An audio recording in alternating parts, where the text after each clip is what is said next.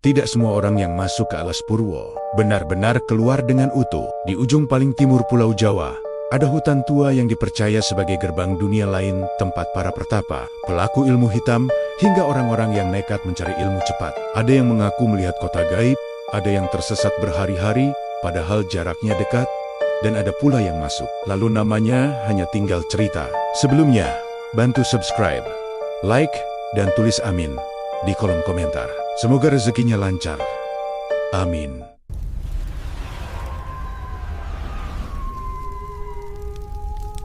Inilah kisah nyata dari Alas Purwo, hutan yang tidak mengembalikan semua orang. Alas Purwo berada di ujung paling timur Pulau Jawa, sebuah hamparan hutan tua yang oleh peta ditandai sebagai taman nasional. Namun oleh kepercayaan lokal disebut sebagai permulaan Purwo. Konon, dari sinilah segala sesuatu bermula. Bukan hanya kehidupan, tetapi juga rahasia yang tak semua manusia sanggup menanggungnya. Siang hari, hutan ini tampak sunyi dan megah. Namun ketika matahari condong ke barat, suasananya berubah. Udara menebal, suara serangga menghilang, dan langkah kaki terasa seolah diawasi. Bagi warga sekitar, Alas Purwo bukan tempat untuk dibuktikan keberaniannya. Ini wilayah yang dihormati, bukan ditantang. Banyak orang datang dengan niat berbeda. Peneliti membawa alat ukur, pendaki mengincar jalur sepi, dan sebagian lain yang jarang dibicarakan, terang-terangan mencari jalan pintas untuk kekuatan, kekayaan, atau pengakuan. Mereka percaya hutan ini menyimpan pintu-pintu yang tak terlihat mata biasa. Niat manusia yang melangkah masuk tanpa benar-benar memahami aturan tak tertulis. Sebab di Alas Purwo, yang paling berbahaya bukan gelapnya malam, melainkan keyakinan bahwa manusia selalu memegang kendali. Sore itu, angin dari arah pantai membawa aroma asin yang bercampur tanah basah. Jalur setapak terlihat jelas, setidaknya pada awalnya. Burung-burung berterbangan rendah, seolah memberi isyarat agar langkah diperlambat. Tapi manusia sering menafsirkan tanda alam sebagai kebetulan. Mereka berjalan terus, menertawakan kisah-kisah lama yang dianggap mitos. Padahal bagi warga, cerita itu diwariskan bukan untuk menakut-nakuti, melainkan untuk mengingatkan. Di pos masuk, penjaga hutan kerap mengulang pesan yang sama. Jangan bicara sembarangan, jangan sombong, jangan menyebut nama dengan keras, jangan mengambil apapun tanpa izin. Dan satu hal yang paling sering dilanggar, jangan merasa paling berani. Pesan-pesan itu terdengar sederhana, nyaris klise. Namun di Alas Purwo, kesederhanaan justru menyimpan makna paling berat. Hutan ini tua, lebih tua dari banyak catatan sejarah. Pohon-pohon besar berdiri seperti saksi bisu yang tak pernah lupa. Akar menjalar seperti urat nadi, menutup tanah dengan rapat. Cahaya matahari terpotong-potong oleh kanopi, menciptakan lorong-lorong remang, bahkan di siang bolong. Setiap langkah memantul kembali sebagai gema aneh, seolah tanah menyimpan ingatan siapa saja yang pernah menginjaknya. Penduduk sekitar punya sebutan untuk fenomena yang sering terjadi. Ditutup jalannya, bukan longsor, bukan banjir. Jalur yang sama, yang dilalui saat masuk, mendadak tak dikenali saat pulang. Tanda pohon berubah. Batu yang tadi di kiri, kini berada di kanan. Waktu terasa melambat, lalu melompat. Jam berhenti, bermakna. Dalam kondisi seperti itu, panik adalah kesalahan pertama dan seringkali yang terakhir. Malam di Alas Purwo turun cepat. Suara ombak dari kejauhan bercampur desir angin, membentuk irama yang terdengar seperti gamelan jauh. Banyak yang bersumpah pernah mendengarnya. Ada pula yang mengira hanya sugesti. Tapi sugesti tak menjelaskan mengapa langkah tiba-tiba berat atau mengapa bulu kuduk berdiri bersamaan tanpa sebab. Episode ini belum bicara tentang siapa yang hilang atau apa yang ditemui. Belum. Ini tentang ambang batas saat manusia masih punya pilihan untuk berhenti, berbalik, dan pulang. Namun, pilihan itu sering diabaikan. Rasa ingin tahu lebih keras daripada rasa hormat. Dan ketika batas dilangkahi, Alas Purwo tak selalu memberi peringatan kedua. Seorang warga tua pernah berkata, hutan ini seperti cermin. Ia memantulkan apa yang dibawa manusia saat masuk. Datang dengan niat baik, ia akan menuntun. Datang dengan keserakahan, ia akan menguji. Datang dengan kesombongan, ia akan mengajar dengan cara yang tak selalu bisa diterima akal. Saat gelap benar-benar menutup, suara-suara menjadi lebih dekat. Bukan teriakan, bukan pula langkah jelas. Lebih seperti bisikan yang tak bisa ditangkap kata-katanya. namun terasa maksudnya. Di titik inilah banyak orang mulai menyadari Alas Purwo bukan sekadar tempat, ia adalah pengalaman. Dan pengalaman itu tidak selalu berakhir dengan kepulangan yang sama. Tidak semua orang yang pernah menginjakan kaki di Alas Purwo ingin namanya dikenal. Sebagian datang diam-diam, tanpa unggahan foto, tanpa cerita di media sosial. Mereka percaya, semakin sedikit orang tahu tujuan mereka, semakin besar peluang untuk mendapatkan apa yang dicari. Namun justru dari mereka inilah kisah-kisah paling ganjil bermula. Warga di desa-desa penyangga hutan hafal betul pola kedatangan orang luar. Biasanya mereka tiba menjelang sore, membawa tas sederhana, berpakaian gelap, dan jarang banyak bicara. Beberapa bahkan langsung menuju rumah sesepuh atau juru kunci. Meminta izin dengan cara yang tidak biasa, bukan sekadar formalitas, melainkan pengakuan bahwa ada kekuatan lain yang lebih berkuasa di dalam hutan. Salah satu saksi menceritakan tentang seorang pria paruh baya yang datang sendirian. Penampilannya rapi, tutur katanya tenang, namun matanya gelisah. Ia bertanya tentang jalur menuju gua tertentu, tempat yang oleh warga disebut sebagai lokasi tua, bukan karena usianya, melainkan karena sering dipakai untuk bertapa. Ketika diperingatkan agar tidak masuk tanpa pendamping, pria itu hanya tersenyum tipis. Katanya, ia sudah dipanggil. Kata itu dipanggil membuat suasana berubah. Bagi warga, itu bukan istilah sembarangan. Banyak yang masuk Alas Purwo karena merasa mendapat panggilan batin. Namun tidak semua panggilan berarti izin. Kadang, itu justru umpan. Jejak langkah mereka yang pernah masuk seringkali berakhir di cerita-cerita setengah selesai. Ada yang kembali dengan wajah pucat dan enggan bercerita. Ada yang sakit berhari-hari tanpa diagnosis jelas. Ada pula yang pulang membawa sesuatu bukan benda, melainkan perubahan sikap. Mereka menjadi pendiam, mudah tersinggung, atau seolah berbicara dengan seseorang yang tak terlihat. Seorang relawan Taman Nasional pernah mencatat kejadian aneh saat mendampingi tim pemetaan. Di titik tertentu, alat GPS menunjukkan lokasi yang sama berulang-ulang, padahal mereka berjalan lurus. Saat menoleh ke belakang, jalur yang baru dilewati tampak lebih gelap, seperti tertutup bayangan tebal. Tak ada angin, namun dedaunan bergerak perlahan. Mereka memutuskan kembali sebelum senja, sebuah keputusan yang belakangan dianggap menyelamatkan. Tidak semua jejak berakhir selamat. Beberapa nama hanya tersisa di ingatan warga. Dulu pernah ada rombongan kecil yang masuk untuk ritual tertentu. Mereka membawa sesajen lengkap dan percaya telah mempersiapkan segalanya. Namun, hanya sebagian yang kembali. Sisanya dikatakan melanjutkan. Tak ada jasad, tak ada tanda perlawanan. Hanya barang-barang tertinggal di titik yang sama. Seolah pemiliknya berhenti berjalan begitu saja. Yang paling sering dibicarakan bukan tentang hilang secara fisik, melainkan hilang arah. Orang-orang yang mengaku berjalan berjam-jam, padahal jaraknya dekat. Ada yang merasa bertemu rombongan lain, mengikuti mereka, lalu menyadari sedang sendirian. Ada pula yang mendengar namanya dipanggil dari arah yang salah, dan untungnya tidak menjawab. Dalam kesaksian itu, ada satu benang merah. Mereka yang selamat selalu ingat satu hal, rasa tidak enak yang datang lebih dulu. Perasaan ingin berbalik, keinginan kuat untuk menghentikan langkah. Sayangnya, rasa itu sering dikalahkan oleh rasa penasaran. Alas Purwo menyimpan jejak, bukan hanya di tanah, tetapi di ingatan manusia. Hutan ini seperti mengoleksi cerita, memilih mana yang boleh pulang dan mana yang cukup menjadi peringatan. Bagi orang luar, larangan di Alas Purwo terdengar seperti mitos lama yang diulang tanpa alasan jelas. Jangan berbicara sembarangan, jangan menunjuk dengan jari, jangan memanggil nama teman dengan keras, jangan mengambil apapun, bahkan daun kering. Dan yang paling sering dianggap berlebihan, jangan membanggakan diri di dalam hutan. Padahal bagi warga sekitar, larangan-larangan itu bukan kepercayaan buta, melainkan hasil dari pengalaman panjang yang tak tercatat di buku manapun. Masalahnya, manusia jarang belajar dari cerita orang lain, terlebih jika belum merasakan sendiri. Banyak yang masuk dengan pikiran logis, yakin semua bisa dijelaskan secara rasional. Mereka tertawa kecil saat mendengar peringatan, lalu melangkah masuk sambil membawa keyakinan bahwa rasa takut hanyalah sugesti.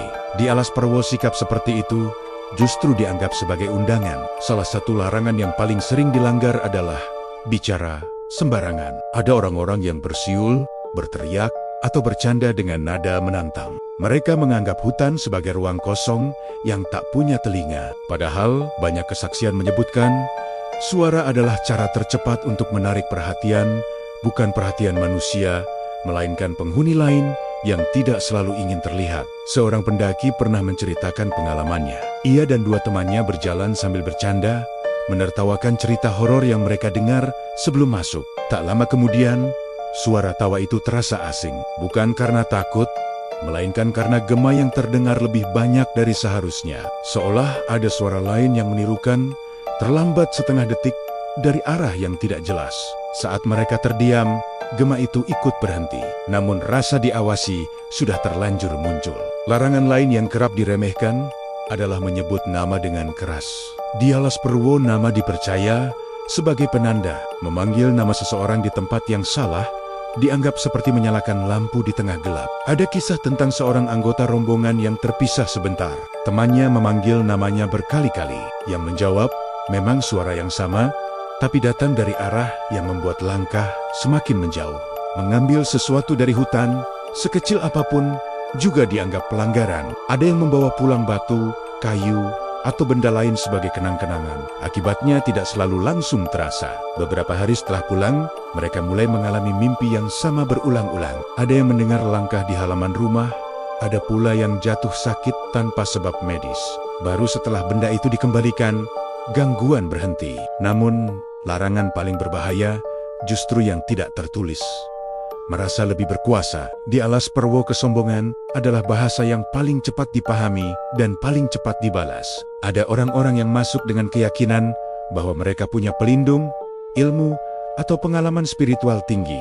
Mereka merasa kebal. Hingga akhirnya, satu persatu tanda kecil muncul. Jalan yang berubah, waktu yang tak masuk akal, dan perasaan tersesat meski peta ada di tangan. Foreshadow mulai terasa jelas di titik ini. Pelanggaran-pelanggaran kecil tidak langsung menelan korban, tetapi menumpuk. Hutan seakan mencatat, menunggu saat yang tepat. Banyak yang masih bisa keluar, namun membawa peringatan yang tak selalu mereka pahami saat itu. Warga sering berkata, Alas Purwo tidak marah. Ia hanya menyesuaikan diri dengan sikap manusia. Jika dihormati, ia akan diam. Jika ditantang, ia akan menjawab dengan caranya sendiri.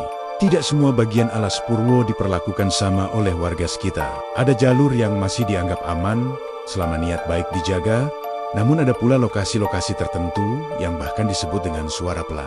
Bukan karena ingin melebih-lebihkan cerita, tetapi karena tempat-tempat itu dipercaya sebagai wilayah lama ruang yang sudah dihuni, jauh sebelum manusia berani memberi nama. Salah satu yang paling sering disebut adalah gua-gua pertapaan. Dari luar, mulut gua tampak biasa, tertutup lumut dan akar pohon. Namun di dalamnya, suasana berubah drastis. Udara menjadi berat, suara langkah terasa menggema lebih lama dari seharusnya. Banyak yang mengaku merasa seperti tidak sendirian, meski mata tak melihat apapun. Warga percaya, gua-gua ini bukan sekadar tempat berteduh, melainkan titik pertemuan antara niat manusia dan penjaga yang menguji. Tak jauh dari sana, terdapat jalur hutan yang oleh warga disebut sebagai jalur sunyi. Siang hari masih bisa dilewati, namun menjelang sore, suasananya berubah. Burung-burung menghilang lebih cepat, dan serangga seolah menahan suara. Mereka yang nekat lewat sering melaporkan perasaan tertekan, seperti ada yang mempersempit ruang di sekitar mereka. Beberapa mengaku melihat bayangan bergerak di balik pepohonan, namun setiap kali ditoleh, yang tersisa hanya batang tua dan daun kering. Pantai di sisi selatan Alas Purwo juga masuk dalam daftar yang dihindari. Ombaknya besar, garis pantainya panjang dan sepi. Pada jam-jam tertentu, pasirnya terasa dingin meski matahari masih tinggi. Ada cerita tentang orang-orang yang melihat keramaian dari kejauhan, lampu, suara, bahkan musik, namun saat didekati, semuanya lenyap. Warga menyebutnya sebagai pancingan, ilusi yang menguji siapa yang mudah tergoda. Di episode ini, mulai muncul tokoh yang mengambil langkah berani atau ceroboh. Ia mendengar semua peringatan, namun justru tertarik pada tempat-tempat terlarang itu. Bukan karena ingin membuktikan sesuatu, melainkan karena merasa sudah terlalu jauh untuk mundur. Ia memilih jalur yang jarang dilewati, percaya bahwa kesunyian berarti keamanan. Sejak memasuki wilayah-wilayah tersebut, tanda-tanda aneh semakin jelas. Penanda arah yang dibuat sendiri menghilang. Suara langkah terdengar berlapis, seolah ada iringan tak terlihat. Dan yang paling mengganggu, perasaan waktu yang tidak berjalan lurus. 5 menit terasa seperti setengah jam, lalu sebaliknya. Jam tangan masih berdetak, namun maknanya hilang. Warga percaya, tempat-tempat ini bukan berbahaya karena angker, melainkan karena tidak semua manusia diizinkan berada di sana. Mereka yang masuk tanpa kesiapan batin seringkali tidak langsung celaka, tetapi mulai kehilangan satu hal penting, rasa pulang. Arah keluar terasa asing, meski secara logika masih berada di jalur yang sama. Malam di Alas Purwo tidak datang perlahan. Ia jatuh seperti tirai yang ditarik tiba-tiba. Cahaya terakhir matahari lenyap di balik pepohonan rapat, meninggalkan hutan dalam warna gelap kebiruan. Api unggun kecil menyala, namun cahayanya seperti ditelan bayangan. Disinilah banyak orang mulai menyadari bahwa malam di hutan ini bukan sekadar ketiadaan cahaya, melainkan kehadiran sesuatu yang lain. Suara alam berubah. Serangga yang siang hari berisik kini terdiam, digantikan oleh bunyi samar yang sulit dikenali. Bukan langkah, bukan hewan, lebih seperti gesekan perlahan, teratur, seolah ada yang berjalan mengelilingi dari jarak aman. Setiap kali kepala menoleh, suara itu berhenti. Saat pandangan kembali ke api unggun, suara muncul lagi sedikit lebih dekat. Rasa dingin merambat naik, meski jaket dikenakan rapat. Bukan dingin udara, melainkan dingin yang datang dari dalam dada. Banyak yang menggambarkannya sebagai perasaan tidak sendiri, namun tanpa wujud yang bisa ditunjuk. Di titik ini, pikiran mulai bekerja berlebihan. Setiap bayangan menjadi ancaman, setiap suara dianggap tanda. Tapi justru ketika seseorang mencoba meyakinkan diri bahwa semua ini hanya sugesti, gangguan terasa semakin nyata. Ada yang mendengar bisikan, bukan suara jelas, melainkan potongan nada yang hampir menyerupai kata. Ada pula yang mencium aroma aneh, bukan bau tanah atau kayu bakar, melainkan wangi bunga yang terlalu kuat untuk berada di tengah hutan malam. Warga menyebutnya sebagai tanda kehadiran, peringatan halus bahwa ada wilayah yang sedang dilewati tanpa izin penuh. Api unggun sempat meredup, meski kayu masih banyak. Angin tidak bertiup, namun nyala api bergoyang tidak wajar, condong ke satu arah. Seorang di antara mereka merasa yakin ada yang berdiri di balik kegelapan, memperhatikan dengan sabar. Perasaan itu begitu kuat, hingga membuat napas tertahan. Malam pertama adalah ujian mental. Tidak ada penampakan jelas, tidak ada kejadian dramatis. Justru ketenangan yang aneh inilah yang membuat tekanan semakin berat. Beberapa orang memilih diam total, takut suara mereka menjadi undangan. Yang lain mencoba berdoa, berpegangan pada keyakinan masing-masing. Namun bahkan doa pun terasa berbeda, seolah kata-kata tidak sepenuhnya sampai. Sekitar tengah malam, salah satu dari mereka terbangun dengan perasaan tercekik. Udara terasa berat, sulit ditarik. Saat mata terbuka, bayangan pepohonan terlihat lebih dekat dari sebelumnya. Seakan perkemahan menyempit. Tidak ada yang berpindah tempat, namun ruang di antara mereka terasa hilang. Pagi akhirnya datang, tetapi tanpa rasa lega. Kabut tipis menyelimuti tanah, menahan sinar matahari agar tidak sepenuhnya masuk. Malam telah berlalu, namun sesuatu ikut terbawa hingga siang.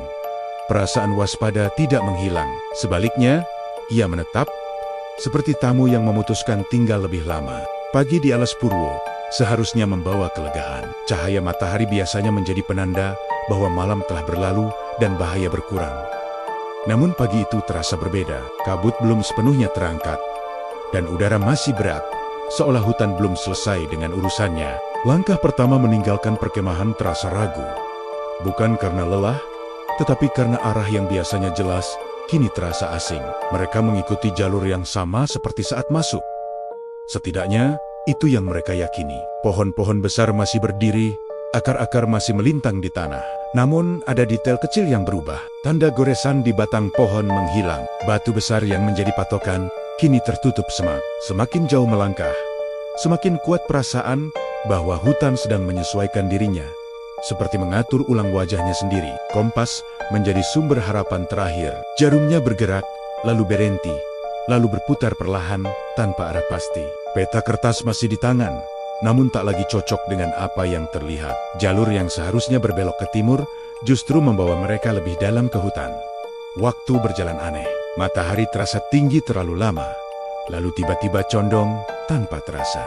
Di titik inilah panik mulai muncul. Bukan panik meledak-ledak, melainkan kecemasan sunyi yang merayap pelan.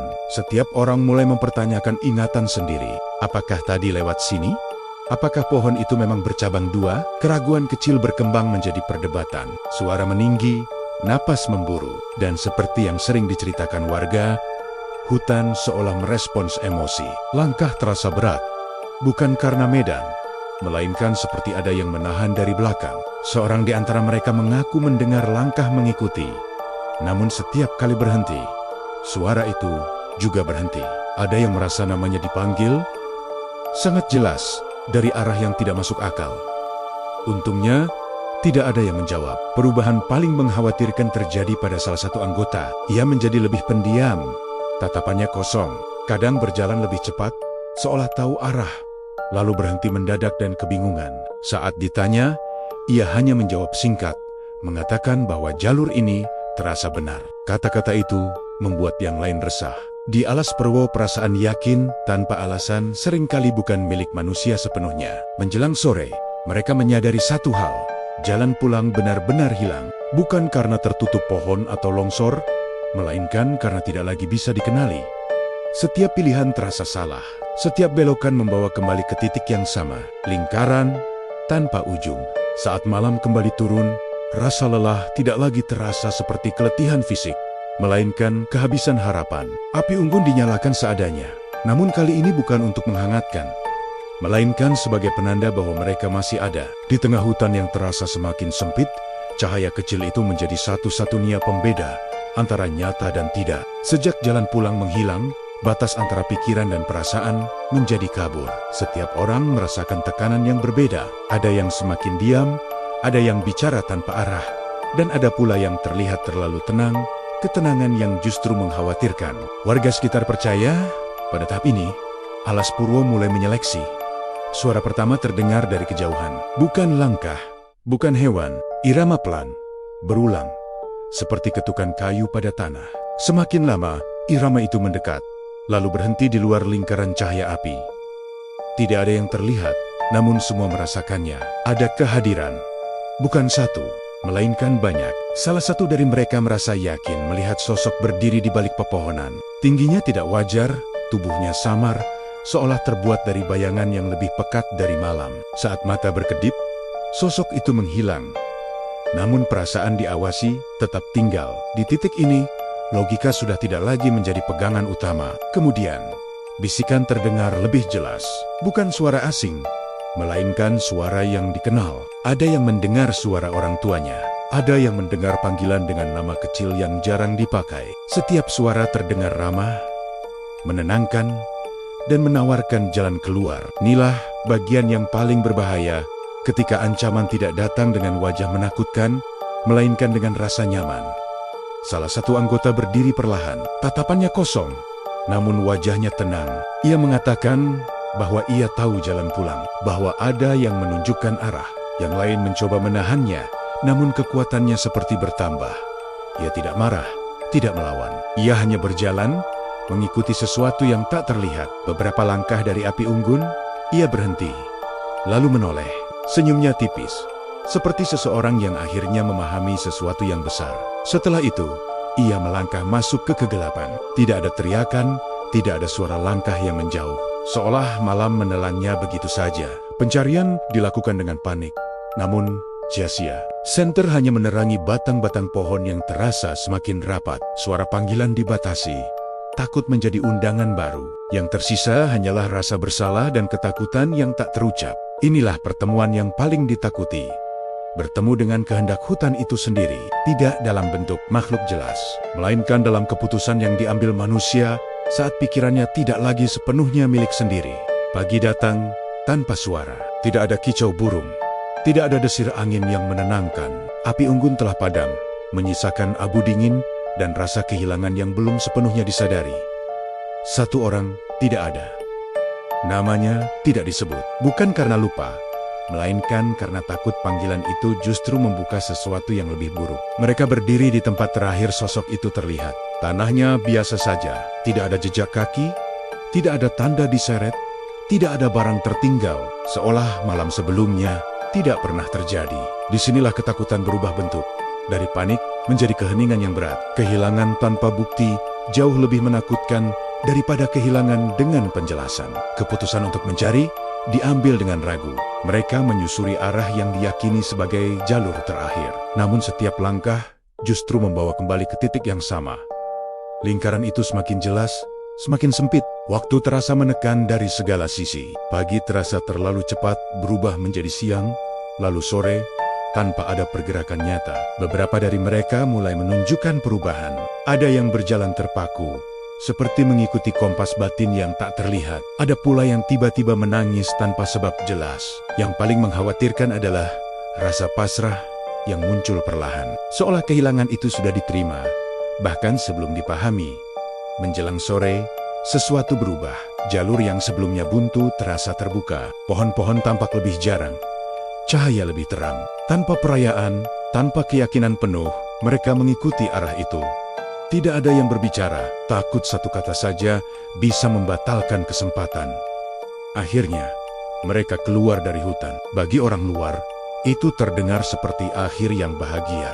Namun bagi mereka yang selamat, inilah awal dari beban baru. Satu orang tidak kembali, dan yang kembali membawa sesuatu yang tak kasat mata. Wajah-wajah mereka pucat, mata mereka kosong, seolah sebagian diri tertinggal di dalam. Hari-hari setelahnya tidak pernah benar-benar normal. Mimpi yang sama datang berulang. Jalur hutan muncul dalam tidur, lengkap dengan suara yang memanggil. Ada yang terbangun sambil menyebut arah, ada yang merasa harus kembali. Dan yang paling aneh, tidak satupun dari mereka bisa menggambarkan wajah sosok yang hilang dengan jelas. Ingatan tentangnya memudar terlalu cepat. Warga sekitar hanya mengangguk saat mendengar cerita mereka. Tidak ada keterkejutan bagi mereka. Ini bukan kejadian pertama. Mereka percaya Alas Purwo tidak selalu mengambil tubuh. Kadang ia mengambil jejak keberadaan, membuat seseorang seolah tidak pernah ada sepenuhnya.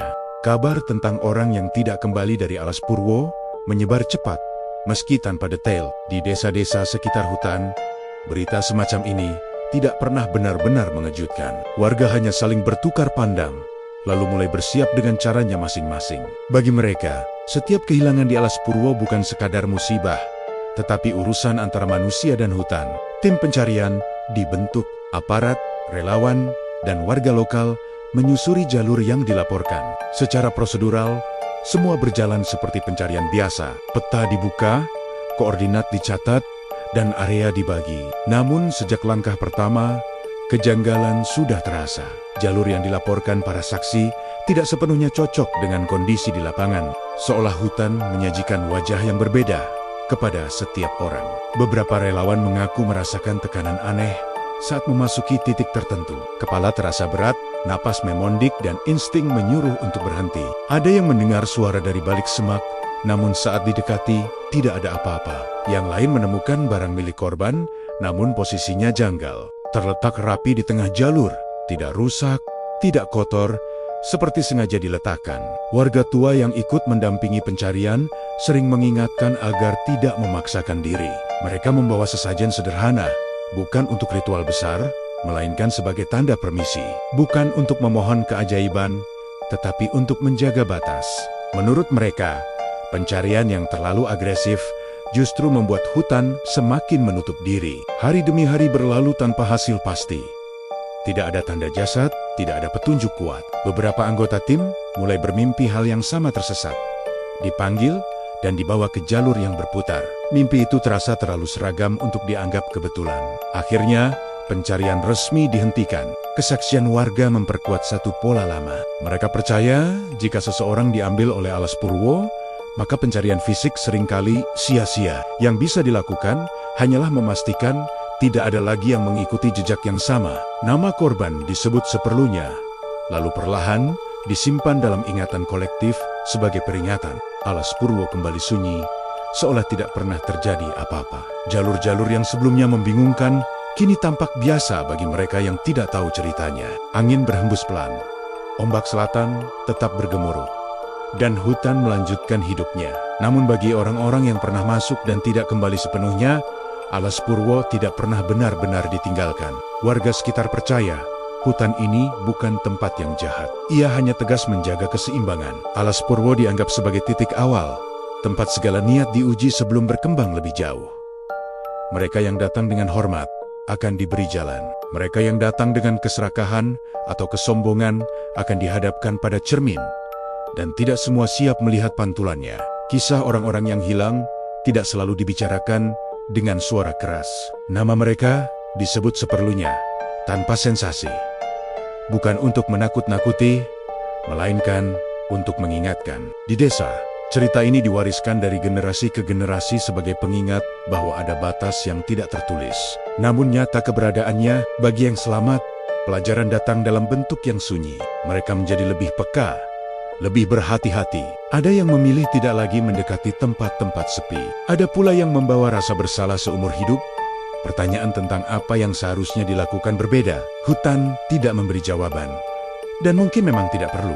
Alas Purwo mengajarkan satu hal sederhana. Manusia bukan pusat dari segalanya. Di hadapan alam yang tua dan penuh rahasia, keberanian tanpa kerendahan hati hanya akan berujung pada kehilangan. Hutan ini tidak meminta disembah, hanya dihormati. Cerita ini berakhir di sini.